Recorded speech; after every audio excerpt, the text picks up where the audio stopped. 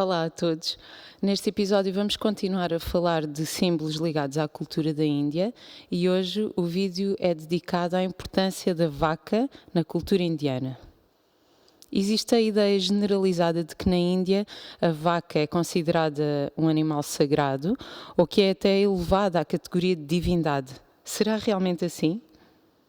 Antes de mais, é importante compreender como era a estrutura social na época védica, quando se estabeleceu a importância da vaca. Não era apenas a vaca que era respeitada, mas os seres vivos em geral. Já vimos em episódios anteriores que realmente a cultura védica respeitava todos os seres por igual, partindo do princípio de que a mesma presença divina estava presente em todos. Por essa razão, os brahmanas sempre praticaram o vegetarianismo. Os membros dos outros grupos sociais nem sempre eram vegetarianos, mas ainda assim havia aquela ideia generalizada de que se deve evitar a morte desnecessária e a maioria da população tinha uma alimentação à base de grãos, frutas e vegetais.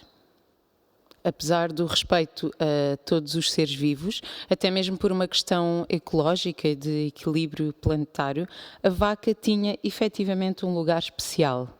Vamos ver porquê. A sociedade védica era muito organizada, estruturada de forma que houvesse sempre um benefício contínuo para todos os membros da sociedade. Pensava-se no equilíbrio geral da sociedade, numa mentalidade não capitalista. Era uma sociedade desenvolvida, sim, e riqueza não faltava, mas não se pensava em ganhar em uns em detrimento dos outros. Pensava-se sempre que toda a sociedade ganhasse de uma forma equilibrada e que todos tivessem as suas necessidades supridas. Desta forma, a sociedade vivia de uma forma equilibrada, em que a vida rural era considerada tão importante como a vida urbana. Compreendia-se que tinha que haver um ecossistema equilibrado para poder sustentar o estilo de vida citadino. Os agricultores tinham as suas terras e as suas vacas. Cada família cuidava da sua terra, cuidava dos seus animais e havia troca de serviços feita a essa escala. Em vez de haver agricultura e pecuária de forma massiva, como existe hoje em dia, existia numa escala menor, numa escala local. Mas como todas as famílias que viviam no meio rural tinham a sua terra e os seus animais, isso acabava por suprir as necessidades de todos e também não havia excedente. As vacas sempre foram consideradas um bem precioso. A sua carne não era consumida, mas percebia-se que a vaca era uma mais-valia, porque produzia outro tipo de substâncias. Muitas vezes, quando as pessoas queriam fazer doações aos brahmanas, ofereciam vacas, porque sabiam que elas eram um bem precioso e, além disso, iriam ser cuidadas da melhor forma e os seus recursos iriam ser também muito bem aproveitados. O leite de vaca, colhido diretamente de vacas bem tratadas e que vivem em liberdade no pasto, tem um valor nutricional muito elevado. Não estou a falar de leite produzido massivamente pela indústria em vacas que vivem em condições deploráveis, não é disso que estamos a falar, mas sim de vacas saudáveis que produzem um leite também saudável. As vacas não eram exploradas, elas eram consideradas animais de estimação. Tinham um estatuto até superior àquele que os cães têm na maior parte dos países, enquanto animais de companhia. Há uma série de versos que falam disto. Por exemplo, o Rig Veda 6.28.1 fala das vacas como sendo animais que são sinónimo de abundância, não só pelo leite que dão, mas também por todas as qualidades que elas têm e incentiva as pessoas a tratarem bem das vacas, a tratarem-nos como animais de companhia e a tê-los nas suas casas. Assisti uma vez a uma situação que me impressionou bastante.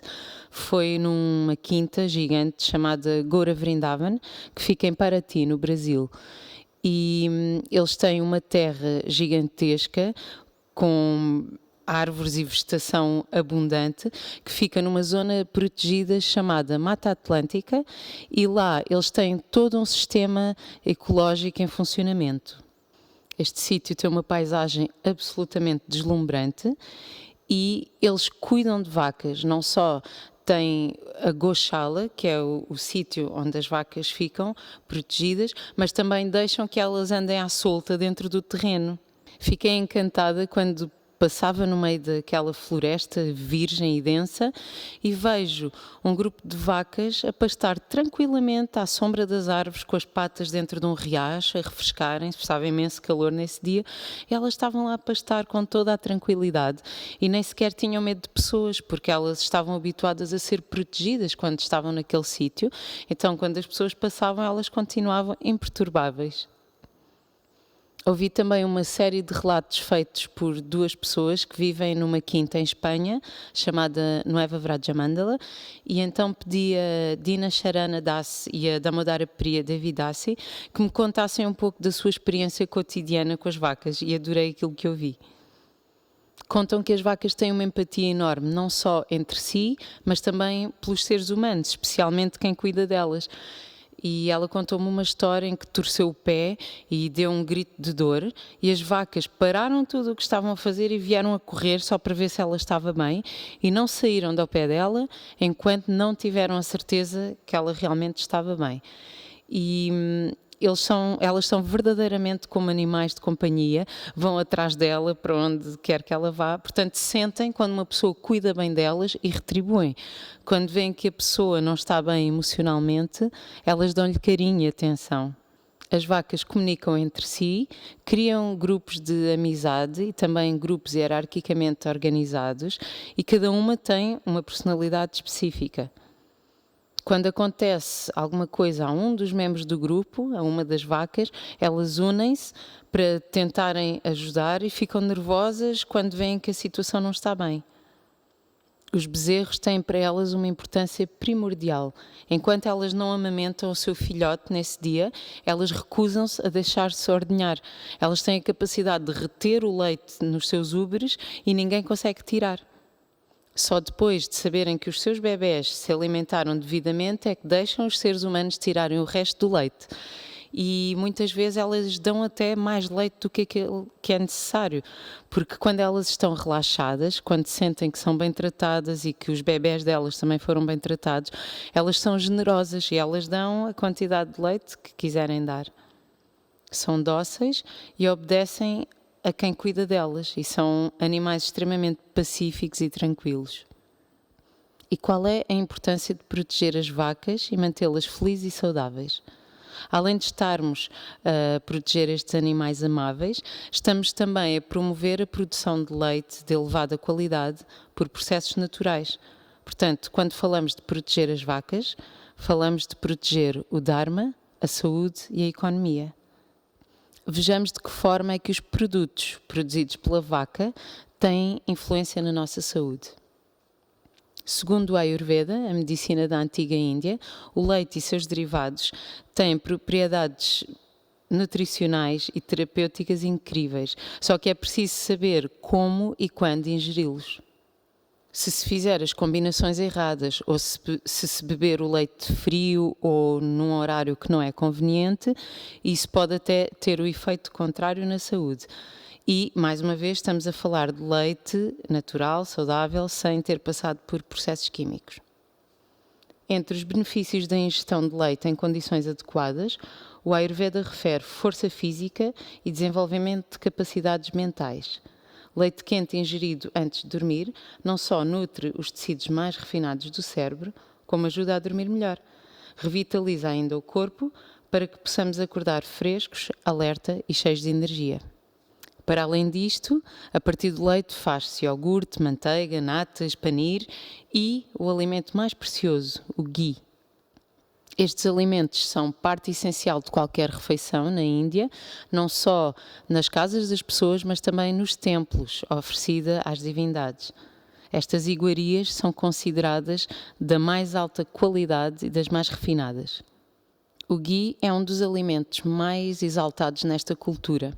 Trata-se de uma manteiga clarificada, da qual são retiradas algumas gorduras sólidas, sobrando apenas um líquido dourado, cremoso e aromático.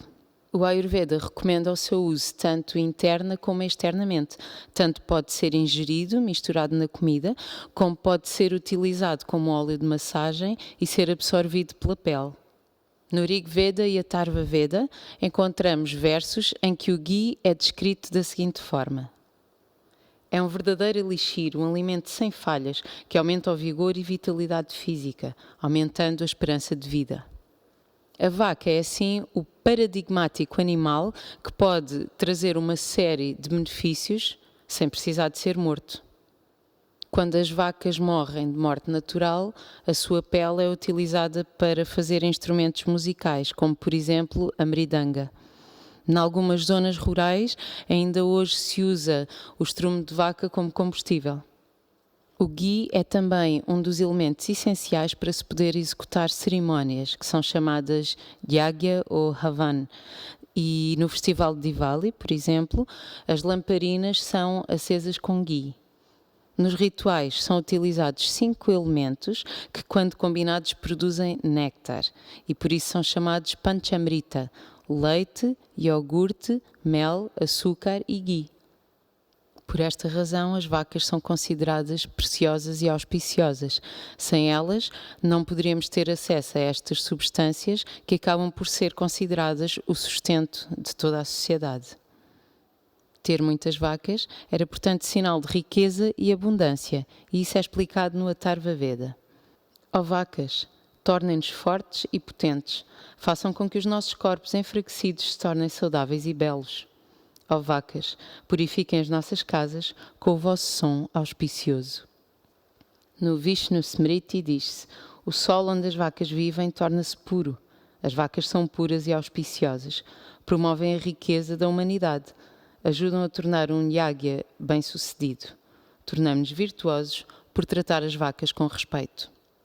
Está tudo interligado, e essa compreensão fazia com que nos tempos védicos se falasse tanto da proteção às vacas, aos brahmanas, às mulheres, às crianças e às pessoas idosas. Porquê? A proteção aos brahmanas era importante porque era esta classe que instruía o resto da sociedade, ajudando as pessoas a atingir os estados mais elevados de consciência. A proteção às vacas não só mantinha a boa qualidade dos alimentos, como permitia executar rituais que beneficiavam a sociedade inteira. A proteção às mulheres fazia com que as famílias se mantivessem estáveis.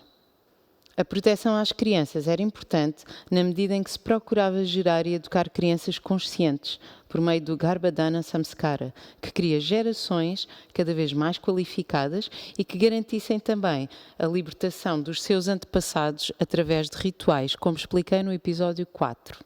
A proteção às pessoas idosas ajuda-as a preparar-se para a vida depois da morte. Mais uma vez, vemos um exemplo de uma sociedade que pensava em tudo e que percebia que o benefício de uns é, na verdade, o benefício de todos. Os Sanatanis veem a vaca como um animal auspicioso, precioso e amável, que dá aos humanos muito mais do que aquilo que lhes retira. Com o crescimento do conceito de ahimsa, não violência, a vaca tornou-se então um símbolo dessa generosidade não violenta. Além disso, pelo facto dos seus produtos serem tão preciosos, a vaca está associada à figura da mãe e também ao elemento terra. Ela é chamada Gomata. Go significa vaca, mata significa mãe. Há um ditado védico que diz: cada ser humano tem 7 mães. A mãe biológica, a esposa do mestre espiritual, ou a própria mestra, a esposa de um brahmana, a rainha, a vaca, a ama e a terra. O vegetarianismo é uma recomendação espiritual partilhada por hindus, budistas e jainistas e também por místicos de várias partes do mundo. É visto como uma importante ajuda na prática de meditação e elevação espiritual. E reduzir o consumo de carne vai promover um bem-estar geral, de acordo com as indicações do Yoga e do Ayurveda. Em meados do primeiro milénio depois de Cristo, na época dos reis Guptas, matar vacas tornou-se um crime capital e a legislação contra a matança de vacas persistiu até ao século XXI em muitos estados, com monarcas hindus. Até hoje, a Constituição da Índia proíbe a matança desnecessária de vacas. Repete-se em muitas passagens dos Vedas que as vacas não devem ser mortas, referindo-se a elas como Goshu Agnayam, que significa gado que não deve ser morto. Kamadhenu, também conhecida como Surabhi, é uma deusa que aparece descrita nos Vedas como sendo a mãe de todas as vacas. É um símbolo de abundância. Na iconografia é geralmente representada como uma vaca branca, contendo várias divindades no seu corpo. Ou então, conforme a descrição do Shanti Parva, do Mahabharata, uma vaca branca com cabeça e peito de mulher, asas de papagaio e cauda de pavão. Todas as vacas são, portanto, cuidadas e veneradas na cultura sanatana como sendo descendentes ou representantes dessa Kamadhenu, dessa Surabhi original. Isto é parte integrante da cultura da Índia desde há muito, muito tempo. Existem até festivais que são dedicados às vacas, como o Gopastami, em que as vacas são decoradas, banhadas, decoradas com flores e faz-se puja às próprias vacas. Considera-se que se está assim a fazer um ritual de adoração à própria Kamadhenu, atraindo então auspiciosidade e abundância. Nos Vedas afirma-se também que todos os 33 milhões de devas habitam no corpo da vaca. Cada um dos átomos do seu corpo é habitado por essa presença divina. Lembram-se de termos falado num episódio anterior sobre os 3 nadis, Ida, Pingala e Sushumna? Pois a vaca é o único ser vivo que tem um nadi a mais, que se chama Suryaketu Nadi, que passa pela sua coluna. Isto significa que a vaca recebe influência direta de Surya, o Sol, e também do planeta Ketu, e isso vai influenciar as características do seu leite, vai trazer substâncias específicas para o leite de vaca que não existe no leite de outros animais. Diz-se que onde está a vaca está também Lakshmi Devi, a deusa da fortuna. Assim, quando deixamos de proteger as vacas, perdemos também essa fortuna, essa abundância e auspiciosidade. E a sociedade como um todo fica afetada negativamente. Nesta imagem, vemos a representação de diferentes sábios e deuses no seu corpo. E isto é assim descrito nestes versos do Atharva Veda. Prajapati, progenitor da humanidade, e Parameshti são os 2 chifres da vaca. Indra, o rei dos céus, é a sua cabeça. Agni, o deus do fogo, é a testa. E Yama, deus da morte, é o sino no seu pescoço. O deus da lua é o seu cérebro. O céu é o seu maxilar superior e a terra é o maxilar inferior. A eletricidade é a sua língua. Marut, anfitrião dos devas, são os seus dentes. E a estrela crítica são as suas patas dianteiras. E Surya, deus do sol, são os chifres. O prana, ar vital, e os planetas celestiais são respectivamente Krishnadram e Vidarani, partes do seu corpo. Carrega as energias divinas no seu dorso. Os rituais e aqueles que executam os rituais são os seus ossos e costelas. Esta é a forma universal presente em todo o lado e também sob a forma de uma vaca. O estatuto especial que a vaca tem na cultura sanatana desenvolveu-se bastante na época em que Krishna viveu no planeta Terra. O amor de Krishna pelas vacas fez com que lhe fossem atribuídos nomes como Govinda ou Gopala, aquele que ama e protege as vacas. Conforme descrito no Brahma Samhita, Krishna, no seu planeta original, Goloka Vrindavan, dedica-se então a cuidar das vacas Surabhi, que dão quantidades ilimitadas de leite. Shiva tem o leal Nandi como veículo. Este touro branco, da família das vacas, representa o Dharma e ajuda as almas que partem do outro lado da morte. Geralmente encontramos uma Murti de Nandi à entrada de qualquer templo de Shiva, com a sua paciente devoção. Apesar de serem um símbolo de prosperidade e abundância e auspiciosidade, na Índia não há apenas pessoas que seguem o Sanatana Dharma e por essa razão as vacas têm vindo ao longo do tempo a ser cada vez menos respeitadas e protegidas. Mesmo sendo ilegal matar vacas na maior parte do território indiano, há quem continue a consumir a sua carne. A cidade tem tomado cada vez mais o espaço que antigamente era do campo e por isso não só as vacas acabam por ter menos utilização no campo, como acabam mesmo por não ter espaço para viver. E por isso é que hoje em dia é muito comum ver uma quantidade enorme de vacas a andar pelas ruas da cidade. Tentando fazer o que podem pela proteção das vacas, existem na Índia mais de 3.000 instituições chamadas Goshalas, que são locais que dão proteção às vacas. Eles cuidam das vacas, inclusivamente das vacas mais velhas que já não podem produzir leite, evitando assim que elas sejam mortas. Existem quase 50 milhões de vacas na Índia. Muitas vezes as pessoas que tinham vacas e já não podem cuidar delas, simplesmente deixam-nas nas goshalas. E essas goshalas são essencialmente sustentadas através de doações voluntárias da população.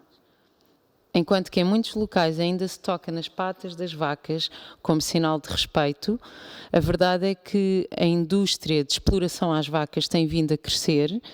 E acontece o mesmo na Índia que tem acontecido no resto do mundo. Portanto, vacas exploradas para a indústria de produção de leite e a viver em condições deploráveis.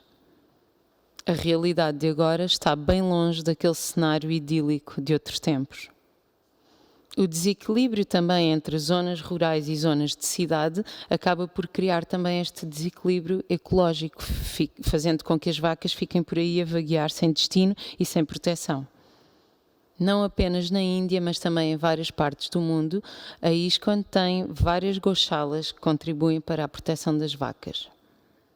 Utilizam os produtos lácteos para cozinhar, até mesmo para as divindades, e também vendem esses produtos a quem visitar esses templos. Eu vou deixar o exemplo de 2 locais que conheço, para que possa inspirar eventualmente alguém a poder contribuir para projetos como estes e a contribuir para a proteção às vacas. Um deles é em Vrindavana, na Índia. Podem visitar a página do Sagar Brajabasi e ver o serviço que ele e a sua equipa fazem diariamente no cuidado às vacas. Ajudam não só vacas, como outros animais e também pessoas. A situação financeira é preocupante e qualquer doação é bem-vinda. O outro exemplo que posso dar é o da Rupa Goshala, na Quinta, em Espanha, no Eva Vrajamandala, cujas páginas podem visitar aqui. Dei estes exemplos porque são 2 que eu conheço de perto, mas existem centenas, talvez milhares de goshalas que precisam da ajuda de toda a gente. Numa rápida pesquisa no Google, consegue-se encontrar de imediato uma série de goshalas por todo o mundo e que explicam nos seus sites como é que se pode contribuir e fazer doações para que elas subsistam. A partir de agora, quando ouvirem a expressão Holy Cow, vão saber porque é que se diz isto. Muito obrigada por assistirem a mais este vídeo. Continuaremos a falar de vários símbolos ligados à cultura da Índia nos próximos episódios. Não se esqueçam de subscrever o canal de YouTube do Dharma Seeker e também fazer like nas páginas de Instagram e Facebook. Estarei cá brevemente para mais um vídeo e até lá, Namastê!